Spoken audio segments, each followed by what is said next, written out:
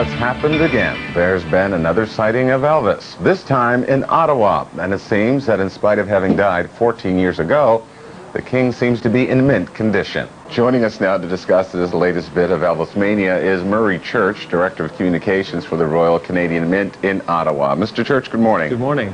Who would believe this?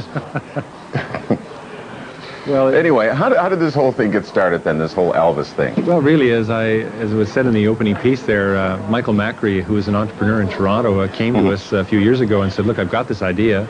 I really want you guys to strike it. Would you be willing to do it? And the Mint's in the business of making money, and this looked like a very commercially viable proposition. So we went ahead with it, and we're delighted we did. What details could you give us about the money side of things? Well, rather not, you know.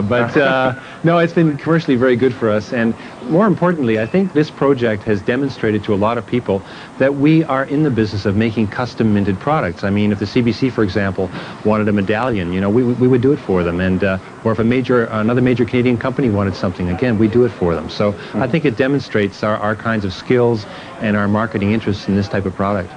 I'm just interested to find out what the master engravers thought when they found out that they had Elvis as a subject. Well, the rumor now is that Elvis is now living at the Mint because he likes the added security, you know. They were really thrilled about it. I mean, throughout the whole Mint in Ottawa where this item was struck, you've got to believe that the people on the production floor were kind of excited about the idea of striking something like this. It's a little bit out of the ordinary. So how much work goes into this? The same amount as our coins, like loonies, or, that's right. Or even more? The very same process is involved. You've got to do a plaster cast model. Actually, you start with a finalized design. We have one here in the studio here in Ottawa, which shows the 10th anniversary design that was used, and it's just very, very typical. You start with this design, you then go into a modeling phase. From the modeling, then you go into a series of metal reductions to get down to the actual size of the medallion. So it's the identical process that's used for our coinage. Wow, that's a great-looking coin. Well, actually, it's not a coin. I think that's the important thing for the public. I mean, there's no danger that Elvis is going to displace the loonie, you know. But no, this is a medallion, and it's a very collectible thing. And there's so many people who are fans of Elvis Presley. I think this is going to be very, very popular.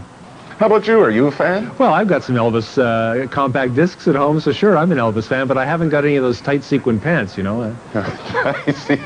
Where are you going to buy a medallion? Actually, the medallions are sold by the fellow who contracted with the Mint. His firm's name is Legendary Coins in Toronto, and his name is Michael Macri, and he's selling them out of his business in Toronto. How much are these going to sell for, these collector's items? Well, anywhere between $30 for the least expensive one, all the way up to $325 for the big 10-ounce piece. Okay, we see Elvis, we hear about Elvis being seen in supermarkets with sequins on, buying, I don't know, a dozen eggs or whatever. But why didn't you pick somebody Canadian? After all, Elvis is dead, he's buried at, you know, in Memphis. Why didn't you pick somebody like Paul Anka, for example? Well, it was Macri's decision. Macri came to us with the idea and the proposal, and we, in effect, have sold all of the production to him, and he's turning around and marketing it. I suppose if somebody had come to us with the Beatles or the Rolling Stones, we would have been equally delighted to do them. Are you more discretionary than that, though, on a serious note? Is it all it takes is just money? Well, I mean... Get anything struck? Well... No, not anything. I mean, the project has to have some dignity attached to it. It's got to be a serious thing. You can imagine, on average, it costs about $15,000 to get tooling made up for just one of these items. So it's a fairly serious business, and I don't think anybody would ever come to us with something frivolous.